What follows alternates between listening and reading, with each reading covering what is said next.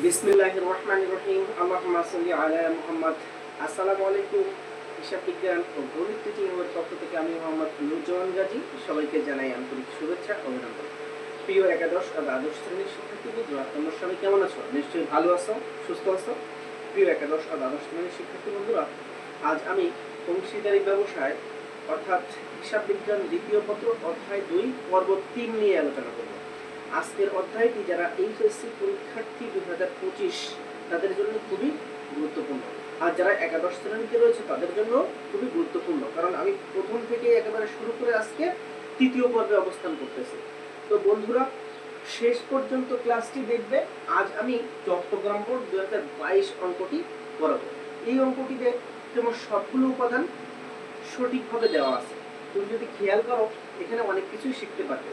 এখানে তুমি ঋণের সুদের পরিমাণ শিখতে পারবে, এখানে উত্তোলনের সুদের পরিমাণ নির্ণয় করতে পারবে, এবং অংশীদারদের মূলধন হিসাব কিভাবে করতে হয় সেই বিষয়টিও আমি তোমাদেরকে শিখিয়ে দিতে পারবো, কারণ এই অঙ্কটিতে সবগুলো উপাদান তোমাকে একসাথে করে দেওয়া আছে।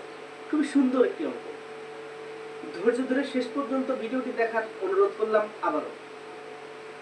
যারা আমার চ্যানেলটিকে সাবস্ক্রাইব করেনি তারা এখনই চ্যানেলটিকে সাবস্ক্রাইব করে আমার সাথে থাকো। তো চলো আমরা অঙ্কে চলে যাই।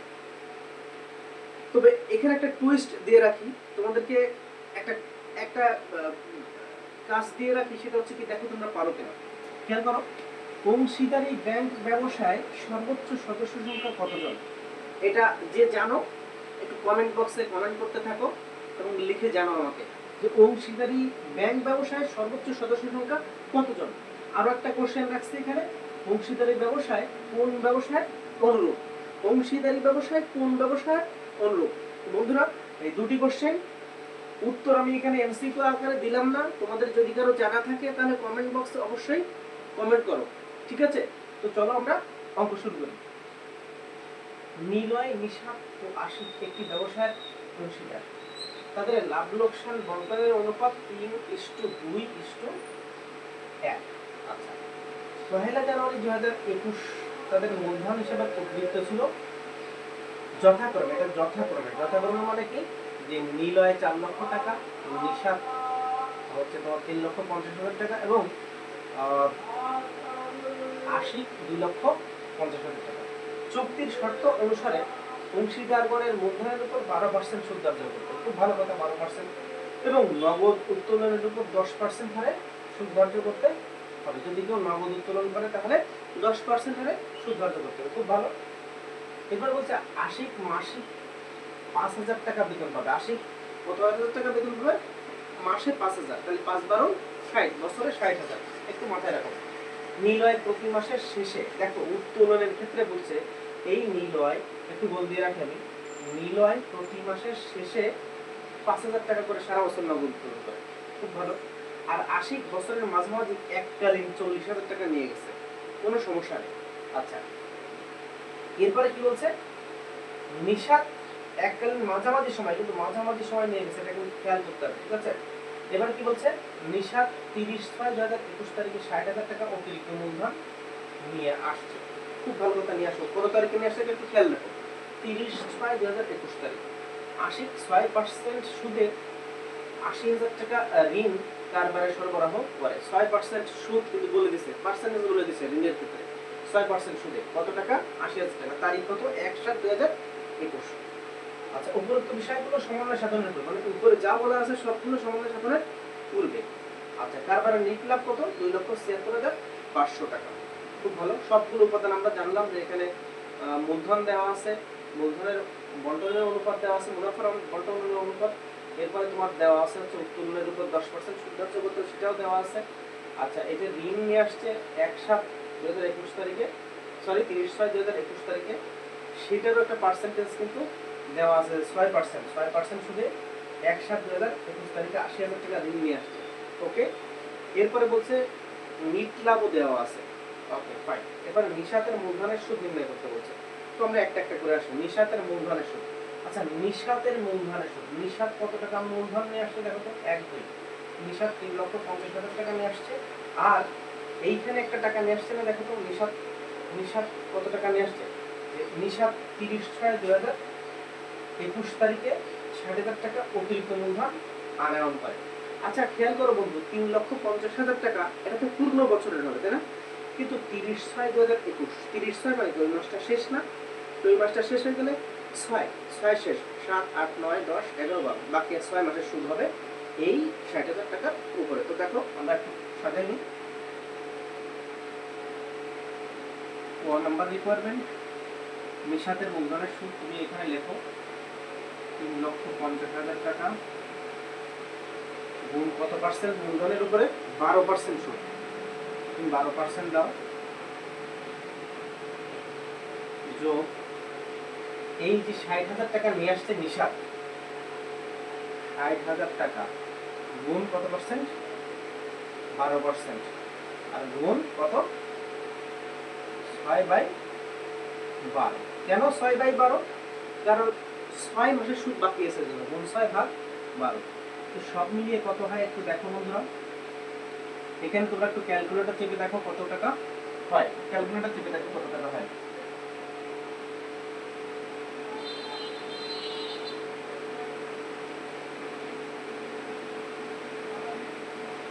দেখো এখানে হয় হচ্ছে 42,000 টাকা, আর এখানে হয় 3600 টাকা, তাহলে 45,600 টাকা, 45,600 টাকা। তো নিশ্চয়ই বুঝতে পেরেছো। আমি আবার একবার হাইলাইটস করি দেখো। নিশাতের মূলধন 3,50,000 টাকা, 12%। এটা কিছু বলা ছিল না, তো বছরের প্রথম তারিখে নিয়ে আসছে। আর এই 60,000 টাকা নিয়ে আসছিল এই যে এখানে দেখো খেয়াল করে 30/6/2021, তার মানে 6 মাস শেষ, বাকি 6 মাস আছে। এই জন্য 60,000 টাকা গুণ 12% গুণ 6/12, গুণ 6/12 কোনো 6 মাসের জন্য, ঠিক আছে? সব মিলিয়ে 45,600 টাকা হয়। এরপরে বলছে অংশীদারদের উত্তোলনের সুদ আর আশিকে ঋণের সুদ নির্ণয় করতে বলছে। খুব ভালো কথা। এখন অংশীদারদের উত্তোলনের সুদ উত্তোলন করেছিল কয়জন? দেখো 2 জন। আমি একটু আগেই লিখে রাখছি এখানে উত্তোলনের সুদ নিলয় আর আশিক। কারণ এখানে আমি যখন অঙ্ক করেছিলাম, অঙ্কটি লিখেছিলাম, তখন বুঝতে পেরেছিলাম যে নিলয় 5,000 টাকা সারা বছর নগদ উত্তোলন করে, আর আশিক এককালীন 40,000 টাকা উত্তোলন করে। তো আসো আমরা আশিকেরটা প্রথমে বের করি। আশিক কত টাকা?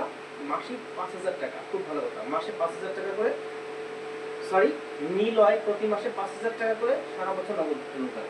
আচ্ছা নিলয় 5,000 টাকা সারা বছর ধরে নগদ উত্তোলন করে, এবং প্রতি মাসের শেষে হলে কত হয় বন্ধু? প্রতি মাসের শেষে হলে কত? তাহলে এটার উপর 10% করো, গুণ 5.5। তাহলে আপনার তুমি একটু এভাবে লেখো 5,000 গুণ 5.5 গুণ 10%।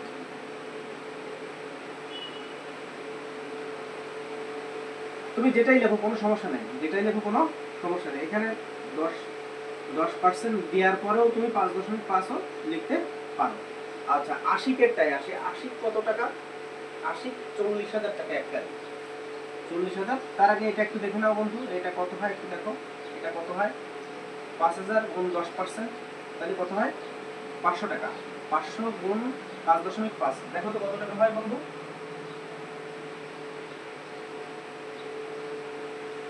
2750 টাকা হয়, তাই না? 2750 টাকা হয়। আর এই যে আশিক কত টাকা করছিল বলো তো? 40,000 টাকা। 40,000 টাকার গুণ 10% গুণ 6/12, তাহলে কত টাকা হয় একটু খেয়াল করো।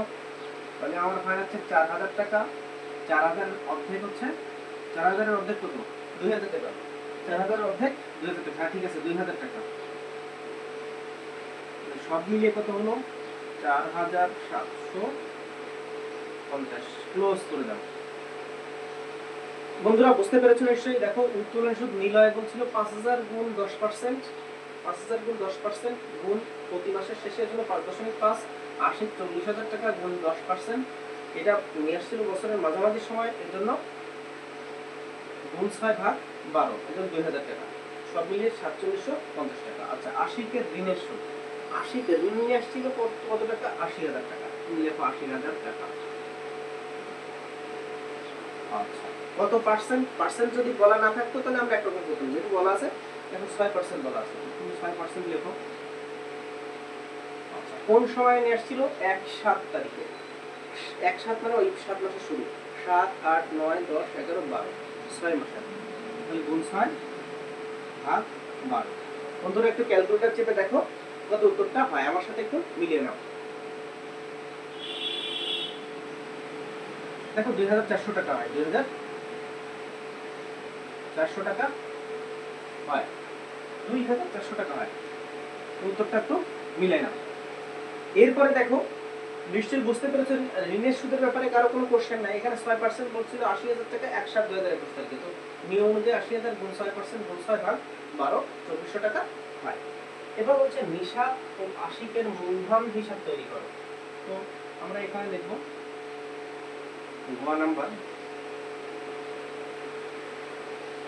এখানে একটু ডেবিট লেখো, এই পাশটায় লেখো সবটা একটু জানিয়ে দিই। তারিখ বিবরণ নিশাত টাকা ৮০ টাকা, তারিখ বিবরণ নিশাত টাকা ৮০ টাকা। তুমি লেখো নিশাত ও আশিকের মূলধন হিসাব, আশিকের মূলধন হিসাব। আচ্ছা, দেখো বন্ধু এখানে কিন্তু মুনাফার অংশটা তোমার দিয়ে দিচ্ছে, যেহেতু এখানে এই অঙ্কটার মধ্যে লাভ লোকসান বন্টন হিসাব প্রস্তুত করতে বলে নাই, সেহেতু তোমাকে এখানে মুনাফার অংশ নিশাত কত সেটাও দিয়ে দিছে, আর আশিক কত সেটাও দিয়ে দিচ্ছে অঙ্কটা করার জন্য। তোমাদের বাসার একটা কাজ দিলাম, এর মধ্যে এই অঙ্কটি তুমি লাভ লোকসান বন্টন হিসাবটা প্রস্তুত করার চেষ্টা করবে। দেখো তাহলে মুনাফার অংশ দেওয়া আছে ৩০,০০০ টাকা আর কত ১৫,০০০ টাকা। Okay fine. তো আমরা নিয়ম অনুযায়ী কি লিখবো? এখানে তারিখ লিখবো ২০২১ মার্চ ১। দেখো ব্যালেন্স বিডি। একটা কথা বলি বন্ধু, তুমি এখানে হয়তো কনফিউশনে আছো, আমি এখানে কি মূলধন হিসাব করব। তুমি এটা পরিবর্তনশীল মূলধন হিসাব করতে পারো, কিছুই বলা নাই এখানে, কিছু বলা আছে? আর যে উপাদানগুলো দেওয়া আছে তা পরিবর্তনশীল মূলধন পদ্ধতিতে করার জন্য উত্তম। এখানে কোনো চলতি হিসাব উল্লেখ নেই, স্থায়ীও উল্লেখ নেই, তার মানে তুমি পরিবর্তনশীল পদ্ধতি করতে পারো। এজন্য লিখেছি নিশাত ও আশিকের মূলধন হিসাব। ব্যালেন্স বিডি, দেখো দুইজন নিশাত আর আশিক। নিশাত কত টাকা? নিশাত কত টাকা? ৩,৫০,০০০ টাকা। বসাও ৩,৫০,০০০ টাকা। আচ্ছা, আশিক কত টাকা? ৩,৫০,০০০ টাকা। আচ্ছা বন্ধু, এরপরে তুমি দেখো একটা অতিরিক্ত মূলধন নিয়ে আসছিল, অতিরিক্ত মূলধন নিয়ে আসছিল। কে নিয়ে আসছিল? এটা নিশাত নিয়ে আসছিল, তাই না? ৩০/৬ মার্চ ৩০, সরি মার্চ না, এটা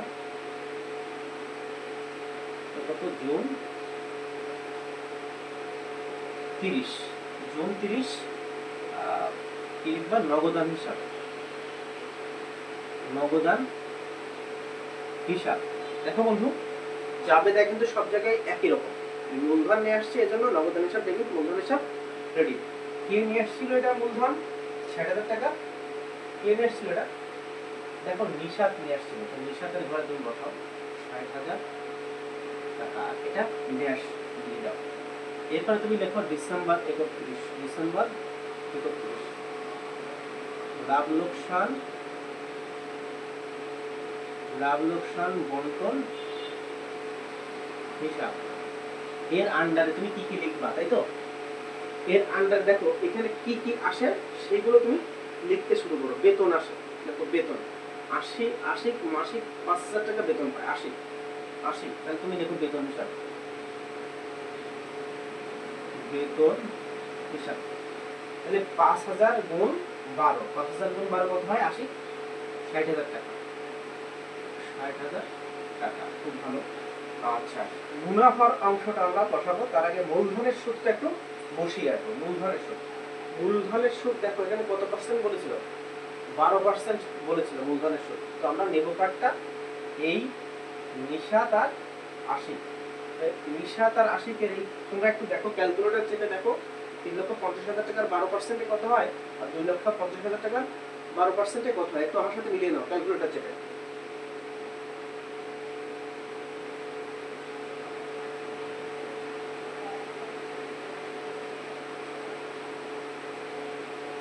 দেখো 45,600 হয় মূলধনের সুদ। দেখো মূলধনের সুদ 45,600, 600টা সুন্দর করে লেখো। আর এখানে 30,000 টাকা হয়। আচ্ছা, মুনাফার অংশ তোমার কি দেওয়া আছে বন্ধু? মুনাফার অংশ কোথায় দেওয়া আছে আজকে? এই অঙ্কটা শেষে 2 নাম্বার রিকোয়ারমেন্টে দেওয়া আছে। কত টাকা? 30,000 টাকা। আর আশিক কত টাকা? 15,000 টাকা। বন্ধুরা বুঝতে পারতেছো তো? দেখো মুনাফার অংশ এখানে দেওয়া আছে। এরপরে দেখো এখানে আবার আর কিছু আসে, আমি আর কিছু দেখতে পাচ্ছি না। আচ্ছা, এই পাশে আসি একটু। উত্তোলন হিসাব ডিসেম্বর 31 উত্তোলন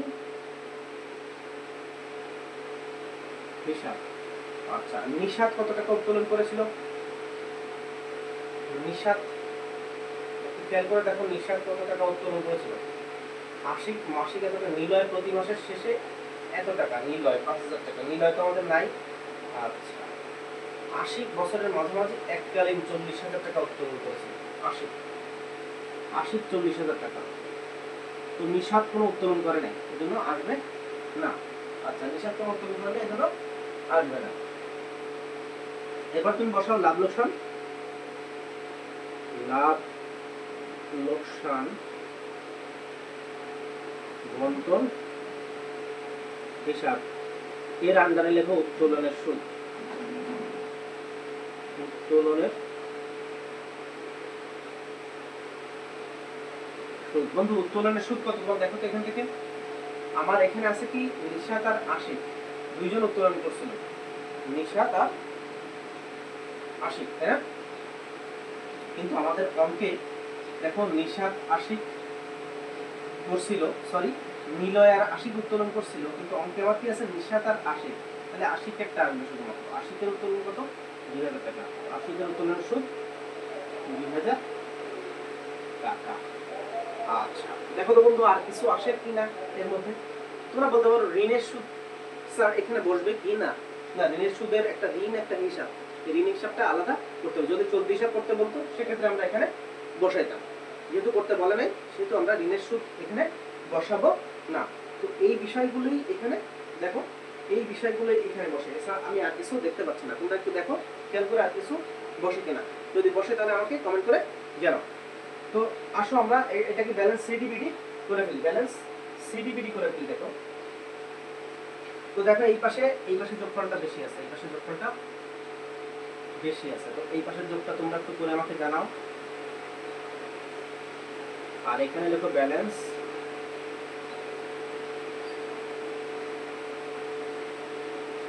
সি বি। একটু জানাও আমাকে কত হয়।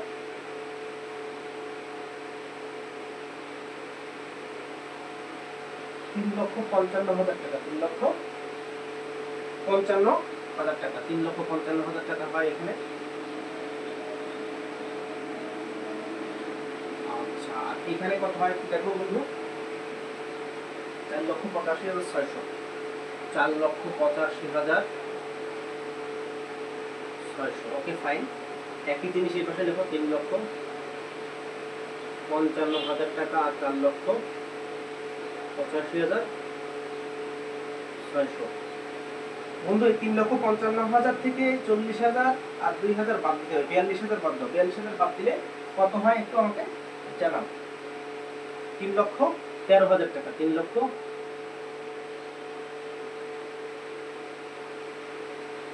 দেখো 3,13,000 আর এই 42 55,000 টাকাই না। আর এখানে ব্যালেন্স শিটে কিচ্ছু নাই, এখানে ব্যালেন্স শিটে কিচ্ছু নাই। তার মানে কি এই টাকাটাই বলবে, তাই না? 4,85,600 টাকা। আচ্ছা, একটু খেয়াল করে দেখো তো বন্ধু, এই পাশে যে যোগ নামাইছিলাম এইটা থেকে আমি 42,000 বাদ দিলাম, এটা 3,13,000 টাকা হলো। খুব ভালো। এবার দেখো এইখানে কি কিছু ছিল? কিচ্ছু ছিল না। এখানে কিছু ছিল না। তার মানে এইখানে যে যোগফলটা নামছে সেটা হচ্ছে ব্যালেন্স সিডি। এই সিডিটাকে পরের বছরে চলে যাবে, কারণ সরি পরের মাসে চলে যাবে। 2021 সালে, সরি 2021 সালের ডিসেম্বর 31 যেহেতু, তো 22 সাল চলে আসবে, 22 সালের 1 জানুয়ারি চলে আসবে, তাই না? আচ্ছা আসো তাহলে লেখো 2022 জানুয়ারি 1 দেখো ব্যালেন্স জানুয়ারি 1 ব্যালেন্স বি বি কোন টাকাটা লিখবা 4,85,000 এর নিশাতের ঘরে আর 3,13,000 এই ঘরে 4,85,600 আর এখানে 3,13,000। তো বন্ধু তুমি কি করবা দাগটা কিন্তু ক্লোজ করবে অবশ্যই অবশ্যই দাগটা ক্লোজ করে দিবে কিন্তু ঠিক আছে এখানে ক্লোজ এখানে তুমি ক্লোজ করে দিতে হবে কিন্তু ঠিক আছে অঙ্কটা